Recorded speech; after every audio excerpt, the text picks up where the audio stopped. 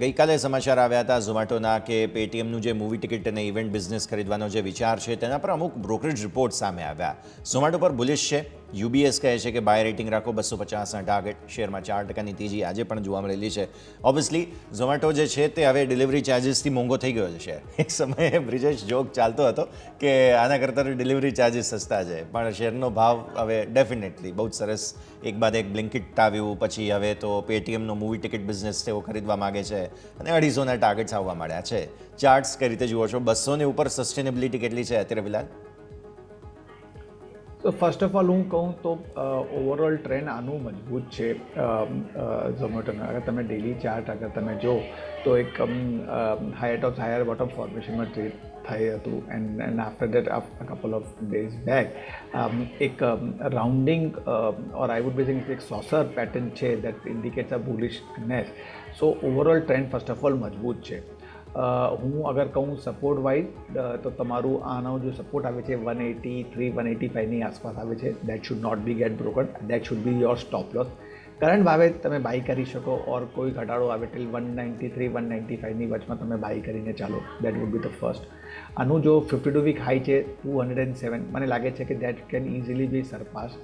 And 210 212ની વચમાં આનું રેઝિસ્ટન્સ આવે છે. That would be the first ultimate target and મને લાગે છે the target can be achieve in 2 to 4 trading session as per the chart is been consider.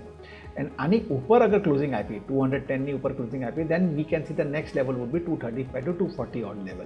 So overall trend મજબૂત છે. ઘટાડો તમે બાય કરો ઓર કરંટ ભાવે તમે બાય કરી શકો. કીપ અ સ્ટોપ ઓફ 133 183 ઓર 185. તો વ્યૂ આ પ્રમાણે અહીંયાથી ખાસ બનતો જોવા મળી રહ્યું છે. ઝોમેટો, પેટીએમ, ઝોમેટો બંનેને અસર પડતા સમાચાર છે. નિમેશ, પેટીએમ માટે થઈને સારા સમાચાર એ છે કે કેશ જનરેટ થઈ રહ્યું છે. એક બિઝનેસ ભલે જતો રહે પણ એટલીસ્ટ એમનું જે સર્વાઇવલના સમાચારો છે તેમાં એક સારું આ એક પરિસ્થિતિ બનશે. અને સામે ઝોમેટો તમે જુઓ તો અત્યાર સુધી ઘરે બેસીને ઓર્ડર કરવાવાળો સામાન તેમની પાસે છે, બધા જ બિઝનેસીસ છે. પણ હવે તમારે ઘરની બહાર જવું હોય તો મૂવી ટિકિટ્સ છે, ઇવેન્ટ, કોન્સર્ટ, નાટક વગેરે આ બધાની ટિકિટનો બિઝનેસ તેઓ પેટીએમ પાસેથી ખરીદવાનું પ્લાન કરી રહ્યા છે. આ જે ફંડામેન્ટલ ડેવલપમેન્ટ થઈ રહ્યું છે આ બંને કંપનીને કઈ રીતે ફાયદો પહોંચાડી શકે તે આપણે ખાસ ચર્ચા કરવી જોઈએ. Nimesh,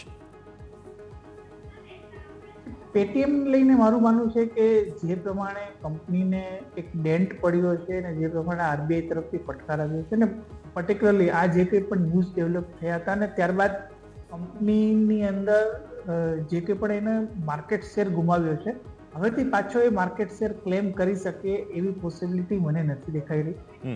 point number 1. Point number 2, definitely કંપનીનો એક અસેટ બેઝ છે અને ઘણા બધા બિઝનેસની અંદર કંપની પાસે ક્લાયન્ટલ છે.